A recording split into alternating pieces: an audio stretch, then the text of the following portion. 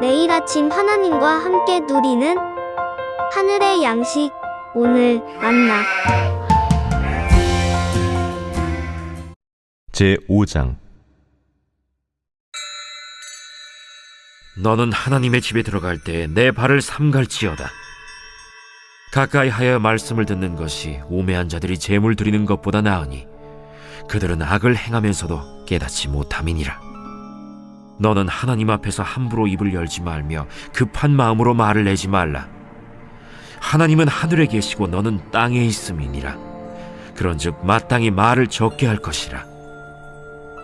걱정이 많으면 꿈이 생기고 말이 많으면 우매한 자의 소리가 나타나느니라.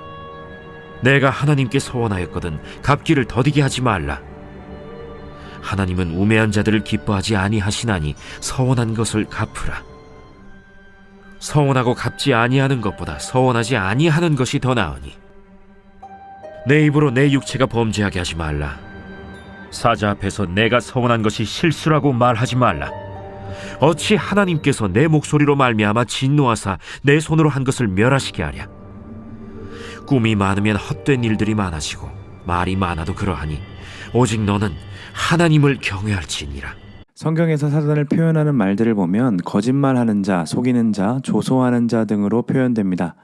사단은 최초의 인간이었던 아담과 하와를 유혹하는 모습에서도 알 수 있듯이 사단은 말을 통해 인간들을 유혹하고 말로써 넘어뜨렸습니다. 우리들의 관계 속에서도 생각해보면 대부분 상처받거나 실망하는 이유도 말로 인함이죠. 그리스도인으로 거듭남을 받았음에도 말에 실수가 없기가 참으로 어려움을 우리는 압니다. 예수님의 동생이며 예루살렘 교회의 탁월한 장로였던 야고보도 자신을 포함하여 우리 모두는 말에 실수가 많은 사람이라고 이야기하죠. 그리고 실수가 없다면 온전한 사람이다 라고 말할 만큼 이 말에 실수가 없는 것이 너무나도 어려움을 야고보도 이야기하고 있었던 겁니다. 오늘 본문에서도 전도자는 말이 많다, 우매한 자의 소리라는 이 단어를 계속해서 반복하며 말하므로 강조하고 있습니다. 무엇을 강조할까요? 말이 많은 것이 헛되고 지혜롭지 못하다는 거죠. 먼저 1절을 보시면 하나님의 집에 들어갈 때 내 발을 삼갈지어다 라고 말하고 있는데 이 발을 삼가다라는 말은 발걸음을 조심하라는 뜻입니다.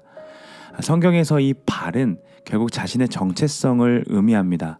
즉 발걸음을 조심하라는 건 자신의 정체성을 내려놓고 자신 스스로가 하나님 앞에서 부족한 존재인지를 인식하며 그분께 겸손히 나아가라라는 말인 거죠. 그렇게 말한 이유가 가까이 가서 말씀을 듣는 것이 제물을 드리는 것보다 낫다라고 말하기 때문입니다. 즉 제물을 드리는 것으로 예배했다고 생각했지만 실제로 그들은 말씀을 들으려 하지 않았다는 거죠. 이것은 이사야를 통해 하나님께서 질책하셨던 것을 볼 수 있는데 너희가 내 앞에 보이러 오니 이것을 누구와 너희에게 요구하였느냐? 내 마당만 밟는도다 라고 했던 그 태도가 바로 이러한 태도였던 거죠.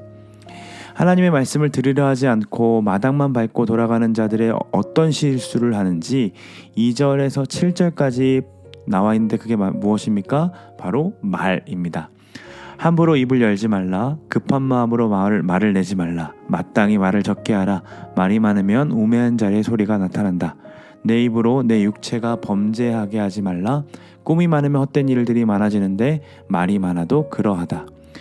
이렇듯 사람과의 관계에도 말을 많이 하지 않고 듣는 것은 굉장히 중요하지만 오늘 전도자는 하나님 앞에서 말을 많이 하는 것에 대해서 이야기하는데 구체적으로 헛된 서원을 하지 말라고 말하고 있습니다. 서원은 하나님께 무언가를 드리겠다는 선언인데 서원하였거든 얼른 갚고 서원하고 갚지 아니하려거든 차라리 서원을 하지 말라고 이야기하고 있죠. 생각해보면 갑작스럽게 들어온 돈이 있을 때 하나님께 묻고 누군가가 생각나서 풀로행하겠다라고 마음 먹지만 자꾸 늦추다 보니까 돈이 필요해 쓰게 되고 먼저 마음을 먹었던 풀로행을 하지 못할 때가 많습니다. 하나님은 모든 만물을 창조하시는 분이시기에 서원한 것이 무엇이든 하나님께 필요한 것은 아닐 겁니다. 그렇다면 전도자는 왜 서원한 것을 꼭 갚으라고 하고 있을까요?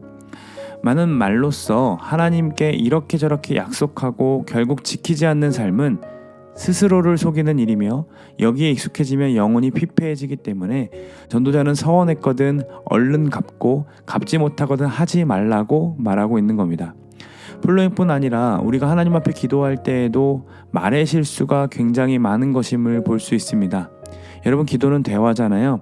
그런데 우리의 기도는 일방적인 말로 채워질 때가 훨씬 더 많습니다. 하나님 말씀을 잠잠하게 듣는 시간도 필요한데 더 빠르게 더 많이 말하는 것이 기도를 잘하는 것이라고 생각하는 거죠.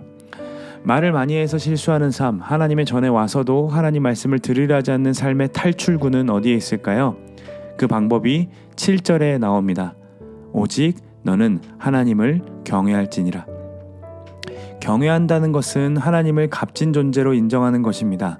나보다 하나님을 더 귀하고 값진 존재로 인정할 줄 알아야 그분 앞에서 그분의 말씀을 들을 수 있습니다. 그분을 두려워하며 사랑하는 것이 경외하는 삶인데 그렇게 경외하기 때문에 서원을 해도 뜸을 들이지 않죠. 여러분, 한날을 한번 생각해 보십시오. 아들이 없어서 슬퍼하며 기도하다가 아들을 낳으며 하나님께 드리겠다라고 서원했습니다. 근데 그 즉시 하나님께서 기도를 들으시고 한나에게 사무엘을 주셨죠. 기도해서 얻은 아들이긴 하지만 어렵게 얻은 아들이 아닙니까? 그래서 젖을 떼자마자 나실인으로 바친다는 것은 그에게 너무나도 어려운 일이었을 겁니다. 더구나 대제사장 엘리는 무지한 제사장이었고 엘리의 아들들은 제사 음식을 가로채고 성적으로 음란한 사람들이었습니다. 그런 제사장들 밑으로 자신이 어렵게 얻게 된 아들을 보내는 것 너무나도 쉬운 일이 아님을 우리도 알고 있습니다. 또한 여자의 서원은 남편이 거절하면 취소될 수 있는 것이 율법에 나와 있습니다. 그래서 한나는 서원해서 얻었지만 남편에게 서원하지 않았다라고 말해도 하나님이 벌하시지 않았을 거예요. 그런데 어떻게 합니까? 아이가 젖을 떼자마자 엘리의 순종을 듣도록 실로로 보냅니다. 왜 그렇습니까? 자신의 생각과 판단보다 하나님을 더욱 중히 여겼기 때문인 거죠. 그게 바로 하나님을 경외하는 삶입니다. 이처럼 하나님을 경외함으로 하나님을 중히 여기고 자신의 판단과 생각을 내려놓는 사람들은 말을 많이 하기보다는 도리어 듣는 것을 많이 하고자 합니다. 소망하기로는 우리 모두가 하나님을 경외할 줄 아는 자들이었으면 좋겠습니다.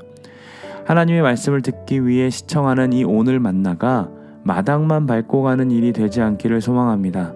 적게 말하고 적은 시간 기도하더라도 하나님을 풍성하게 누리는 삶이었으면 좋겠습니다. 적게 말씀을 읽더라도 하나님 말씀이기에 그 말씀을 너무나도 귀하고 중하게 여기는, 그래서 오늘 하루 동안 계속해서 그 말씀을 곱씹으며 하나님의 경외함이 우리 삶 가운데 나타나야지기를 간절히 소망합니다. 사랑하는 여러분, 오늘 하루 하나님을 경외함으로 진정한 행복을 누리는 여러분들의 하루가 되셨으면 좋겠습니다.